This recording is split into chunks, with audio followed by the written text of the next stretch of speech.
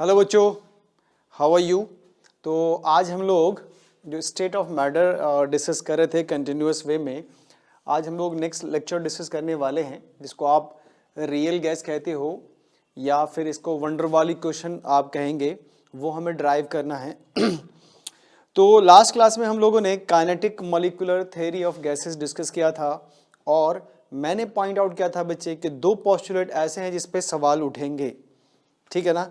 ठीक उसी तरह से देखा कि बाद में दो जो आपके पास पोस्टुलेट्स है उस पे क्वेश्चन मार्क्स लगा किसका, वंडरवाल का। जो पहला पोस्टुलेट ये था कि गैसेस मॉलिक्यूल के एक्चुअल वॉल्यूम को हम लोगों ने नेग्लिजिबल माना था as compare to volume of container, इस पे क्वेश्चन राइज हुआ। और दूसरा कि there is no force of attraction as well as repulsion among the molecules, gases molecule के बीच कोई फोर्स ऑफ अट्रैक्शन या रिपल्शन नहीं होता, ये नेग्लिजिबल होता है। इन दो पॉइंट्स पे सवाल उठा, ठीक है ना। तो सबसे पहले एक बार फिर से रिकॉल कर लेते हैं बच्चों कि आप आइडियल गैस किसे कहते हो। देखिए, आप आइडियल गैस किसे कहते हो, तो वैसा गैस जो P = nRT को फॉलो करे। P = nRT को कब फॉलो करेगा, जब force of attraction among molecule negligible हो और गैसेस मॉलिक्यूल का जो वॉल्यूम है वो वॉल्यूम ऑफ कंटेनर कंपेयर में नेग्लिजिबल हो, तभी ये P = nRT फॉलो करेगा, ठीक है। और रियल गैस किसे कहेंगे आप, तो ऑब्वियस सी बात है those gas which fail to obey ideal gas equation are called real gas. जो P = nRT को फॉलो नहीं करे, that is P is not equal to RT, तो आप उसे रियल गैस कहोगे। और जहां पे P = फॉर 1 मोल हमने डिस्कस किया बच्चों, कंफ्यूज मत होना, P = RT फॉर 1 मोल है।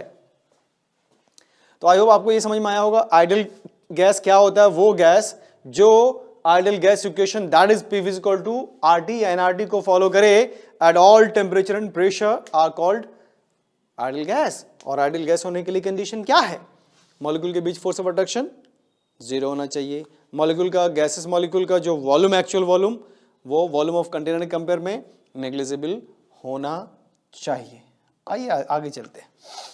तो अब आप देखिए एक टर्म इंट्रोड्यूस हुआ कि कोई आइडियल गैस से कितना डेविएट हो रहा है, आइडियल गैस से कितना दूर जा रहा है, नहीं उसको मेजर करने के लिए एक फैक्टर इंट्रोड्यूस किया गया that is called compressibility factor.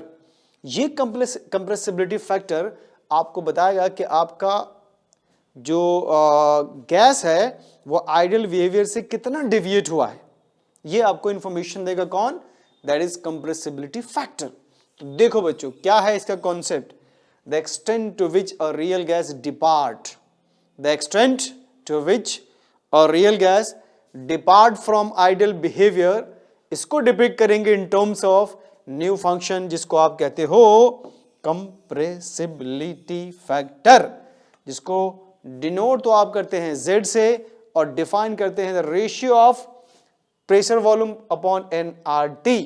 तो PV अपॉन nRT के रेशियो को आप कंप्रेसिबिलिटी फैक्टर कहते हो बच्चों, जो आपको ये बताएगा कि आपका रियल गैस आइडियल गैस से कितना डिविएट हुआ है, कितना दूर गया है, ठीक है। तो जरा आप इसको और आगे देखिए, ये ग्राफ है बच्चों हमारे पास, है ना। तो डेविएशन फ्रॉम आइडियलिटी में be shown by the plot compressibility factor against pressure. तो प्यारे बच्चों जरा ध्यान से देखिए, ये हमने लिया है प्रेशर और ये लिया हमने कंप्रेसिबिलिटी फैक्टर। कंप्रेसिबिलिटी फैक्टर में Z = 1 है, मतलब ये जो लाइन है वो आइडियल के लिए है ना। तो आप देखिए अगर आप प्रेशर बहुत कम रखते हो ऑलमोस्ट 0, तो उस केस में सारे गैस आपको आइडियल दिख रहे हैं। लेकिन जैसे जैसे आप प्रेशर बढ़ा रहे हो तो देखो आइडियलिटी इस लाइन से ये दूर गया, ये पहले नीचे आया फिर ऊपर गया, फिर पहले नीचे आया फिर ऊपर गया। इसका मतलब ये है कि ये जो गैसेस हैं आपके पास ये इस पॉइंट पे अगर हम देखें तो इनकी Z की वैल्यू क्या है, Z की वैल्यू 1 से कम है ना। लेकिन ये गैस है आपके पास जिसकी Z की वैल्यू हमेशा ज्यादा है। तो इसका मतलब ये हुआ इस पॉइंट पे ये चारों गैस आपका आइडियल है। लेकिन जैसे जैसे आप प्रेशर बढ़ाओगे इनकी आइडियलिटी क्या होगी, डेविएट होगी, मतलब ये आइडियल गैस से डेविएट होगा। तो डेविएट हो रहा है कुछ इस तरह से, नहीं, और वो आपको बता रहा है कंप्रेसिबिलिटी फैक्टर, इसका कंप्रेसिबिलिटी फैक्टर सबसे कम, इसका थोड़ा ज्यादा, इसका थोड़ा, और ये दोनों 1 से कम है और ये 1 से ज्यादा है। अब 1 से कम और 1 से ज्यादा का क्या मतलब हुआ?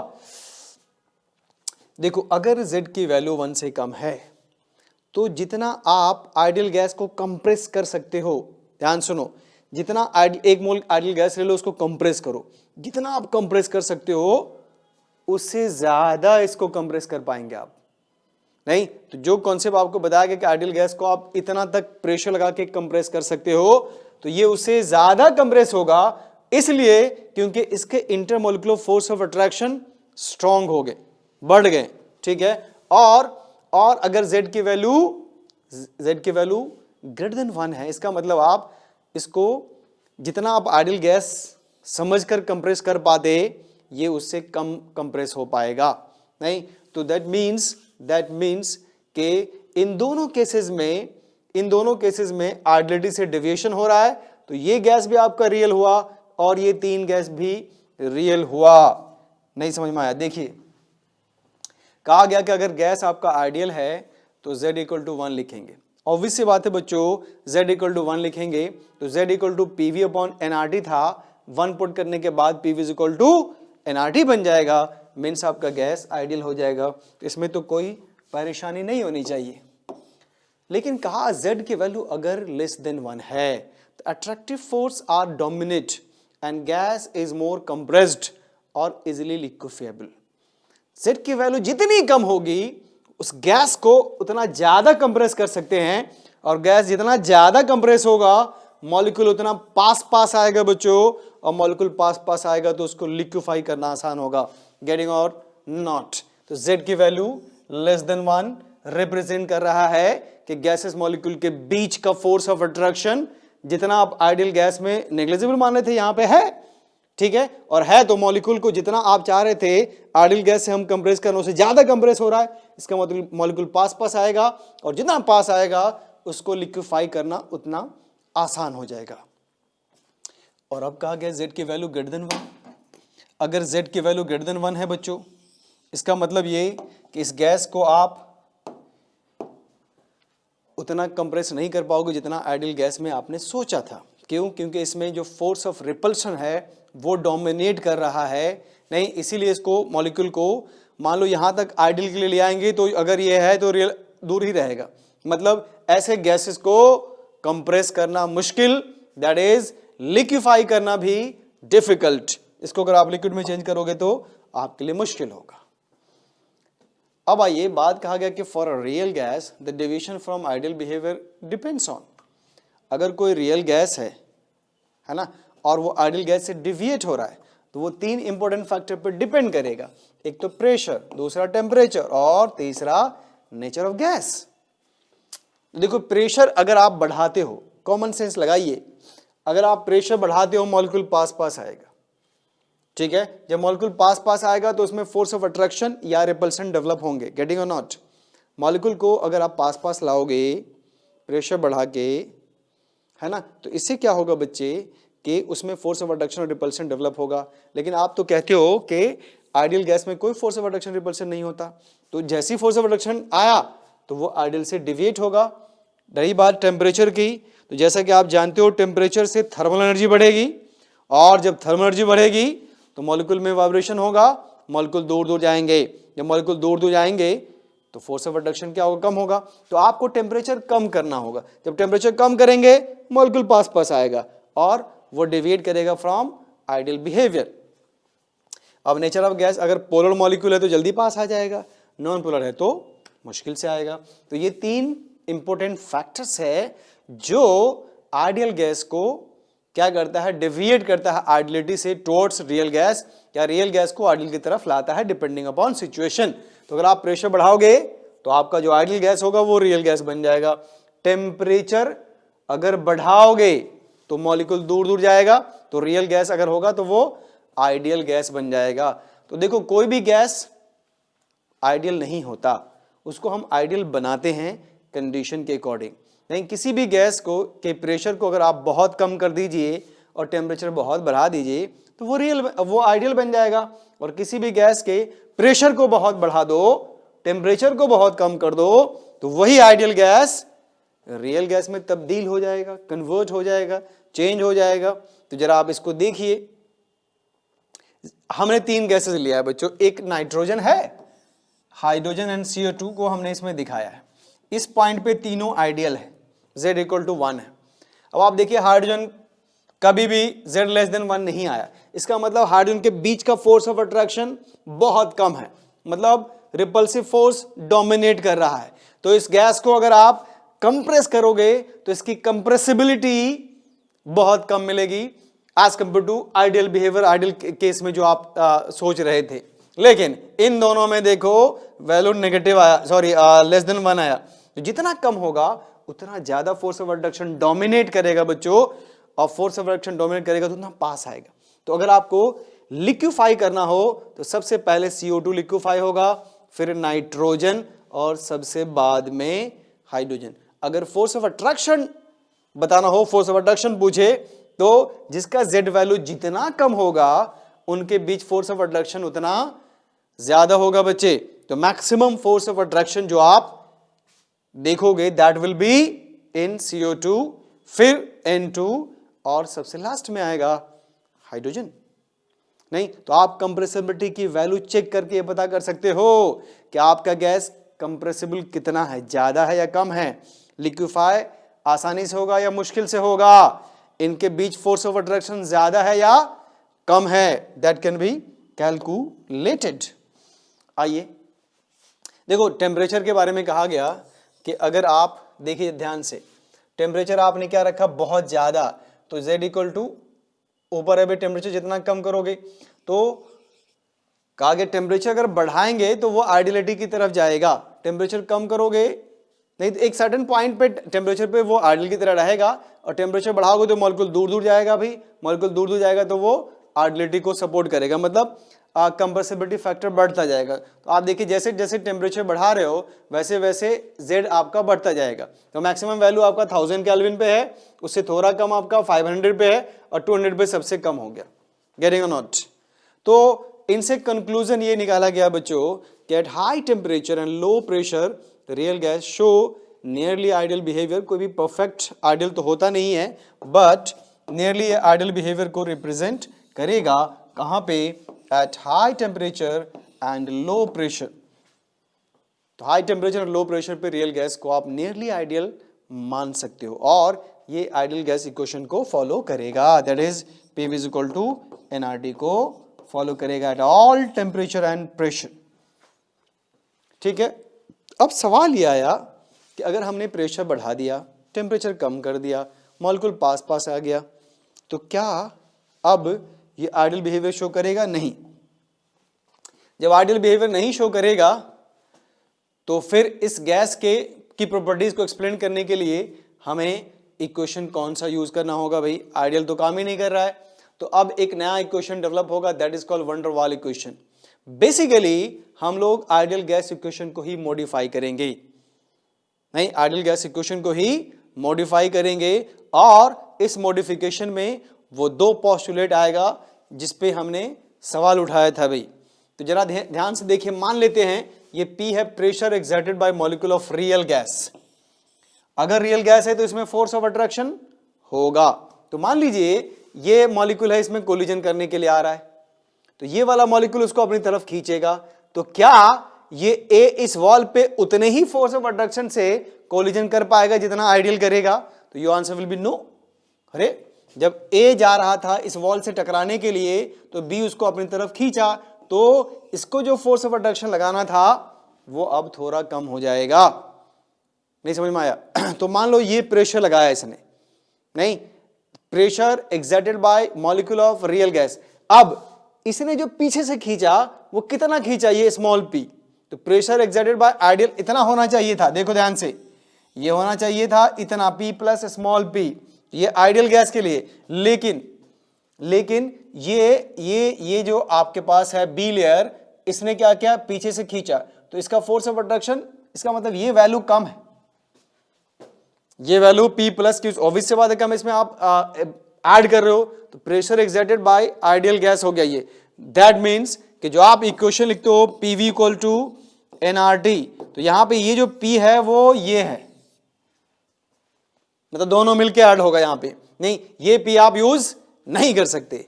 और ये pressure lost by the real gas due to attractive forces, तो जितना से आपने पीछे से खींचा है नहीं उतना ही अगर इसमें ऐड कर दो रियल में तो वो आइडियल बन जाएगा।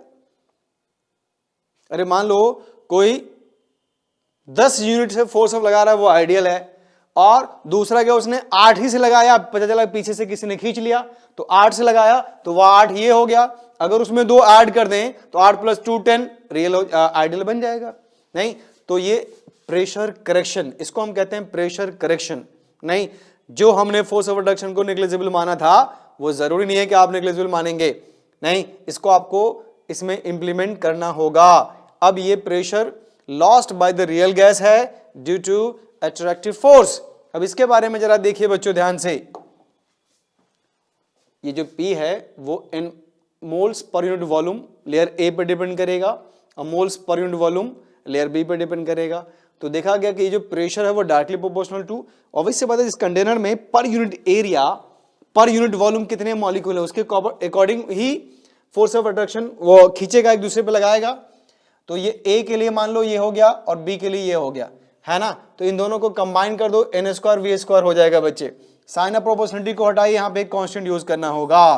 तो ये आपका प्रेशर करेक्शन हो गया। ये जो प्रेशर लॉस्ट हुआ था due to force of attraction और रिपल्शन वो आपके पास स्मॉल p आ गया। अब आप देखिए यहाँ पे A क्या है, A को आप कहते हो कि ये एक प्रोपोर्शनलिटी कांस्टेंट है जिसको आप वंडरवाल कांस्टेंट भी कह सकते हो बच्चों।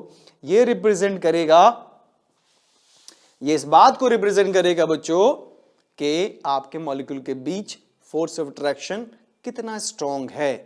नहीं जितनी ज्यादा वैल्यू होगी मॉलिक्यूल के बीच उतना ज्यादा फोर्स ऑफ अट्रैक्शन होगा, जितनी वैल्यू कम होगी फोर्स ऑफ अट्रैक्शन उतनी कम होगी। तो आइडियल गैस के लिए अब रियल गैस प्लस ये लिखोगे तब आइडियल के बराबर आप कोड कर सकते हो इसको। नहीं तो ये जो आपको टर्म मिला that is called pressure correction. अगर A की वैल्यू 0 है तो वो आइडियल हो गया, तो P = PR, मतलब रियल गैस और आइडियल गैस इक्वल हो गया। कब? जब A की वैल्यू 0 होगी तब, और A की वैल्यू 0 होगी तो फोर्स ऑफ अट्रैक्शन 0, तभी कहते हो कि ये गैस आपका आइडियल है। गेटिंग और नॉट बच्चों? तो ये आ गया आपका प्रेशर करेक्शन। ठीक है, अब बात करेंगे हम लोग वॉल्यूम करेक्शन की। तो जरा आप ध्यान से सुनिए, मान लो एक कंटेनर है उसमें आपने गैसेस मॉलिक्यूल लिया, तो आपने क्या किया था, गैसेस मॉलिक्यूल को पॉइंट मास मान लिया तो और कंटेनर के कंपेयर में नेग्लिजिबल कर दिया। लेकिन जब वॉल्यूम छोटा कर देंगे तो इन दैट केस आप नेग्लेक्ट नहीं कर सकते। तो अब जो गैसेस मॉलिक्यूल को मूव करने के लिए फ्री स्पेस होगा वो उतना नहीं होगा जितना आप सोच रहे थे। तो हमें क्या करना होगा, जिस पॉइंट पे गैसेस मॉलिक्यूल है, जैसे मान लो एक रूम में हमने 10 बैलून फुला के डाल दिए, 10 बैलून, तो जिस पॉइंट पे बैलून होगा वो स्पेस तो ऑक्युपाइड हो गया ना, नहीं वो स्पेस क्या हो गया, ऑक्युपाइड हो गया। तो आप पूरे कंटेनर के वॉल्यूम से उन सारे वॉल्यूम के बैलून के वॉल्यूम को अगर माइनस कर दोगे तो वो फ्री स्पेस मिलेगा जिसको आप वॉल्यूम ऑफ गैस कहते हो। तो हमने क्या किया, बी मान लिया volume of volume block bye 1 मोल, कि कितना पूरे कंटेनर के वॉल्यूम को कितना ब्लॉक किया, और एन बी होगा n मोल के लिए। Volume available to move for the gas क्या हो जाएगा, V equal to total volume of gas minus NB जो कि ब्लॉक्ड हुआ है। समझ में आ गया है भाई। अब यहाँ पे B क्या है, तो B को वंडर वाल कांस्टेंट कहेंगे जो रिप्रेजेंट करेगा कि आपके गैस का मॉलिक्यूल साइज क्या है। कैसे, तो ये B इक्वल टू फॉर्मूला होता है बच्चे 4 × 4/3 पावर क्यूब फॉर 1 मोल के लिए, तो इनटू दिस। तो आप देख सकते हो ये B और R एक दूसरे के इनवर्सली डायरेक्टली प्रोपोर्शनल है। तो R का मतलब रेडियस ऑफ मॉलिक्यूल है ना, तो जितना ज्यादा होगा B की वैल्यू उतनी ज्यादा होगी। तो साइज पता चल गया आपको उतना ज्यादा होगा भाई। नहीं, अब आप B की वैल्यू कम करते जाओ, पॉइंट मास बना लो, नेग्लिजिबल करके 0 कर दो, B इक्वल टू B हो जाएगा, हमें कोई प्रॉब्लम नहीं है। ये आइडियल गैस के लिए हो गया अभी, हाँ ये वॉल्यूम आइडियल गैस के लिए है। और अगर इसकी वैल्यू 0 होगी तो दोनों रियल और आइडियल बराबर हो जाएगा, ये रियल के लिए है। आप इसको माइनस कर दीजिए, वो अवेलेबल स्पेस आ जाएगा जिसपे आप गैस को मॉलिक्यूल को मूव करा सकते हो। लेट्स सी, तो अब इनको हम कंबाइन कर देंगे। जैसे PV इक्वल टू NRT था बच्चे आपके पास, PV इक्वल टू NRT, तो इस P के बदले क्या लिखोगे आप, ये term, that is called pressure correction. और इस V के बदले क्या लिखोगे आप, ये टर्म, NRT रहेगा ही आपका। तो now this equation is called van der Waals equation. आप इस इक्वेशन को कहते हो वंडरवाल इक्वेशन। ये V माइनस NB है बच्चों,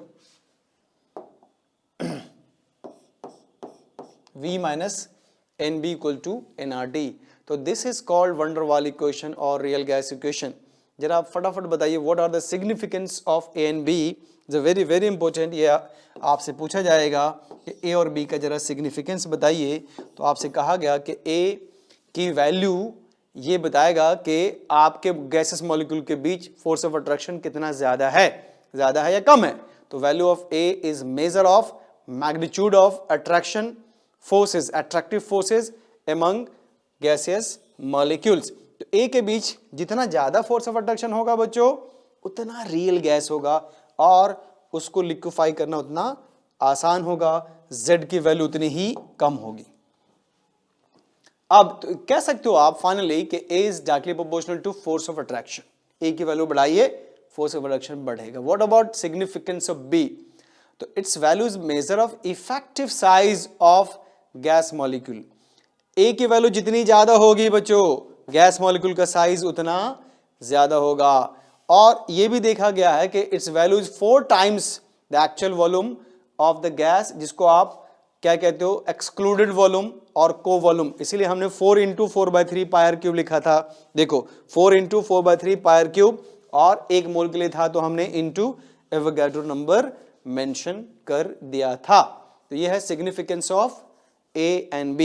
A बताएगा attractive force among gaseous molecule, B बताएगा size of gaseous molecule।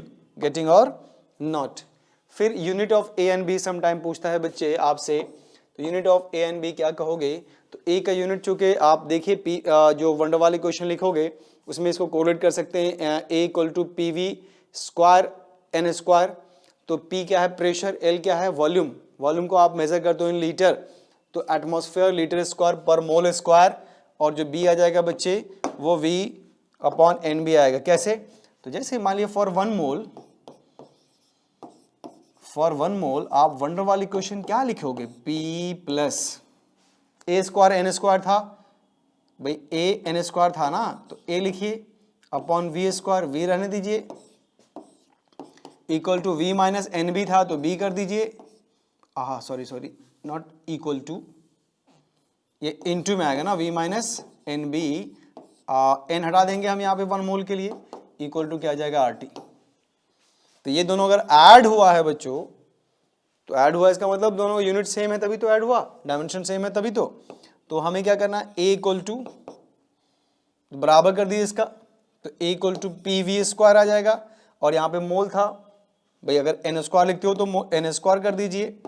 P क्या आ गया ATM, V क्या आ गया लीटर स्क्वायर, और मोल का इनवर्स कर दीजिए। यहाँ पे V इक्वल टू NB कर देते हैं बच्चे, B, और B इक्वल टू क्या आ जाएगा, B equal to V/N। V क्या है, लीटर पर मोल, दैट्स इट। ठीक है, तो आई होप आपको समझ में आ गया होगा बच्चे। ये है वंडरवाल इक्वेशन। नहीं, अगर आप टेम्परेचर बढ़ा दोगे, प्रेशर कम कर दोगे, तो यही वंडरवाल इक्वेशन आइडियल गैस में कन्वर्ट हो जाएगा बच्चे। समझ में आया कि नहीं आया? देखिए अगर आपने क्या किया, टेम्परेचर बढ़ाया और प्रेशर कम कर दिया, मॉलिक्यूल दूर दूर हो जाएंगे, फोर्स ऑफ अट्रैक्शन 0 हो जाएगा, A की वैल्यू 0। तो अब इस टर्म को हटा दीजिए। ठीक है, अगर आपने वॉल्यूम, प्रेशर कम करने का मतलब वॉल्यूम बढ़ाना, तो जब आपने वॉल्यूम बहुत बढ़ा दिया तो ये इसके कंपेयर में निग्लेजेबल हो जाएगा, इसको निग्लेक्ट कर दिए, बन गया आइडियल। तो दैट्स वाई किसी भी रियल गैस को आइडियल बना सकते हो by lowering temperature and decreasing pressure. Pressure कम करिए, sorry by increasing temperature and lowering pressure. Pressure कम करिए, टेम्परेचर बढ़ा दीजिए, आपका रियल गैस आइडियल गैस में कन्वर्ट हो जाएगा।